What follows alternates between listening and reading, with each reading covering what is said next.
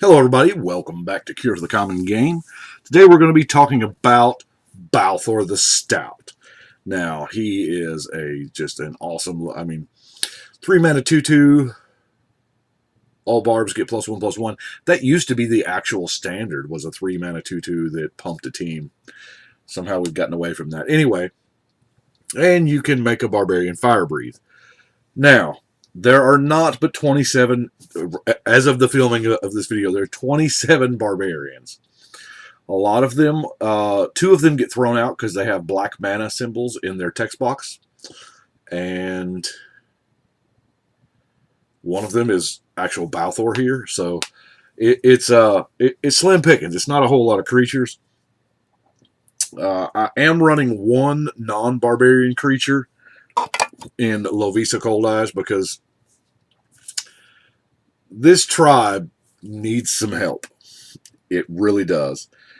And I'm pretty sure this is not the version of the deck that anybody wants to build. But anyway, let's go through the barbarians because there's not many. We got the Hellbent Raider because discarding at random is apparently what barbarians do. Oh, the Lunatic. Now, I do kind of like the guides. It's not a super useful ability. However, snow-covered landwalk ability of your choice. Not that many people, at least in my local play group, do the snow-covered land things for the lens or whatever, but I guess it could help. Does Dark Depths even have a type? Anyway. Barbarian Bully. Here again, you're discarding a card at random. Balduvian Barbarians. I really wanted to use the white border one here, but I used the foil simply because how many other decks am I actually going to use Balduvian Barbarians in? Really? The Keldon Champion. He's so good, you got to pay for him twice. Pardic Arsonist. Yeah. Actually, one thing I've noticed, did a gatherer search. There are 0 barbarians that are standard legal. And there are only 5 that are modern legal. Now, Keldon Warlord is awesome. This is not that he is actually a barbarian now. This is not the deck to take advantage of him because, he slides right in nicely with like Krinko and things like that. But Balduvian Horde. Now, when Balduvian Horde came out, when Alliances was released, this card saw $20. I think it may be 20 cents now, but it was, I think they even did like a Worlds promo or something like that from it. It was the hot fire. Because everybody was like, it's the next Juzan Djinn. You don't have to take damage, you just discard a card at random, because apparently that's what barbarians do. But, yeah. Even then, I looked at it and I went, really? Probably the best card in the deck is Mr. Kamal here, because it's just, yeah, he's a 6/1, whatevs, but he taps to Lightning Bolt. That's pretty. If you can keep him alive, that's pretty sweet. Although we're not really betting on keeping anything alive. The Lancer, the War Makers, and yes, I even cheated with the 3, the 3 Changelings because hey, a 2-mana. It's our only 2-drop, I think. We don't have a whole lot of 3-drops, and Tarn Mauler is not bad. And then the Changeling Berserker, which I almost didn't put in, simply because you got to champion a creature, and we ain't got a whole lot of creatures. Now, with that in mind, I only am running 3 artifacts. I'm running the Swiftfoot Boots to kind of protect Balthor, the Totem, and the Diamond for some mana ramp, and that's it for artifacts. And the reason why, we'll get to in a second. Let's do Browbeat. Now, Browbeat is 3 mana for 5 damage to a random opponent. That's what it is. But, man, that's it's super damn shiny, too. It's just so flavored in Barbarian. I love Browbeat. I love casting a card and not knowing what's going to happen. It's in some decks I love it, in some decks I don't. Obviously a blue player, the blue side of me doesn't. Now, the Leyline of Punishment says the players can't gain life. We have got some spot removal here, and I say spot removal. We have the Magma Jet, Lightning Bolt, Incinerate, and the Hammer for damage. So we don't want anybody gaining life because, quite frankly, it's going to be hard to win with Barbarians anyway. Now, I did try to keep in mind some, like, a Barbarian mindset with the deck.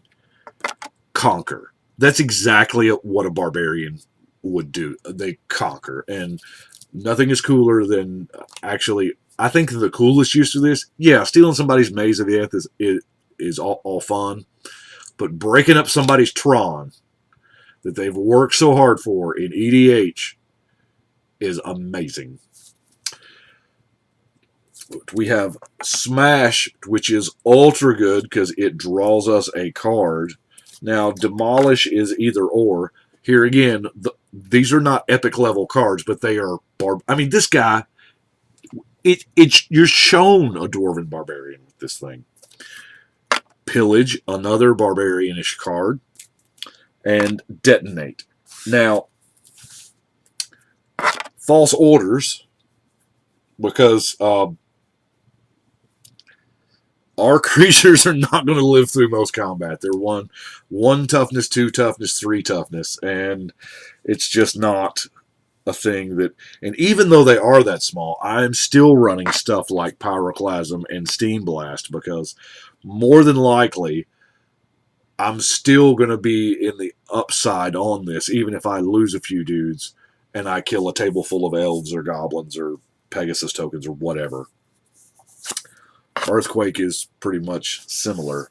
Now, Burning Sands, hey, anybody loses a dude, they lose a land. Now, I'm running an inordinate amount of lands. I think I'm running 46 lands. It's a bunch. But the reason why is because, Burning Sands works against you too. And I'm also running stuff like Impending Disaster.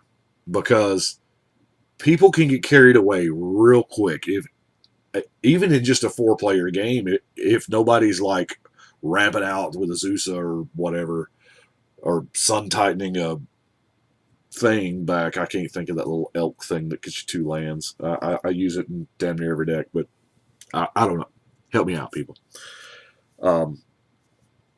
7 lands is not hard to get. Typically, you're going to play this, and then during your next upkeep, boom. Now, it's beautiful when you can wait till late, and you're the one that's having trouble, stabilizing.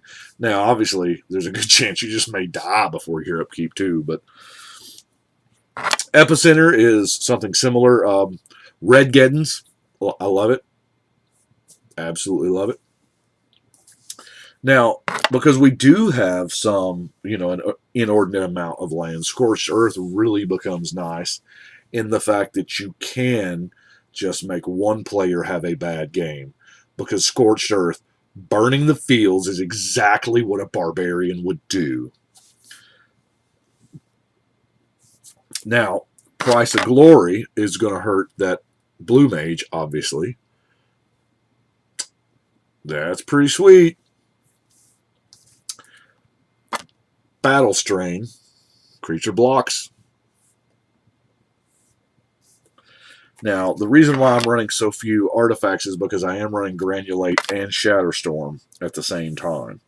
Now, here again, the 2 Blast are in there for hate because, the Barbarians want to come in and do their thing, and, so Evidently, hating blue is what red does, even more than white. I didn't realize that red hated blue more than they hate white, and that's pretty hardcore. But Magnetic Mountain is also hates on the blue. I mean, 4 mana per creature to untap them. Wow. Scald. They just take damage for the islands. I mean, if okay, a lot of games that I play with a lot of my other decks. When I go up to my local game shop, I always bring like a different 12 or 16 decks, and a lot of people will want to just Canada hand me a random deck. So, and I don't remember what's in all of these. A lot of people think I do, but it's impossible for me to have a mental inventory of what's in 200 plus decks. But I'm sure at some point in time I am going to be playing mono blue against this deck, and I'm pretty sure all I'll be able to do is just laugh. But now, it's not that there's not hate for white, but because you've got Flash Fires and, of course, Anarchy. Now, I have one card left, and it is the ultimate hate card, Blood Moon. It occurred to me that I have not run Blood Moon in any of my decks, and mono red is the way to do it. The only thing this is going to turn off for me, the red lands that I have that are non-basic, the only one that's really going to shut down is the Rogue's Passage. Y'all know it's in here. But a lot of the others have a come into play thing, so after they come into play, it doesn't matter. I can play the Blood Moon then. Now, granted, I won't get the comes into play thing if the Blood Moon's already out, but we're talking a 1% chance here, so if it happens, it happens. And it will be glorious. Because multicolor is most dominant in EDH. I mean, everybody's got the 2-3 color. That's one of their favorites, and I would just love to hose a table. Now, granted, I don't know if this deck's ever going to win, but it's sure going to be a lot of fun playing it. Well, anyway, that's what I got for Balthor the Stout. He's been chilling in the partially complete. Y'all saw those. I think I'm down to 2, 5, 6, 10, 15, 16, 17, 18, 19, 20, 21, 22, 23, 24, 25, 26, 27, 28, 29, 30, 31, 32, 33, 34. I have 36 partial decks now. I'm down to that many that are partially built. So I'm trying to work those out and get those finished. I do appreciate you watching. Y'all let me know what you think. But right now, we're going to shuffle and cut.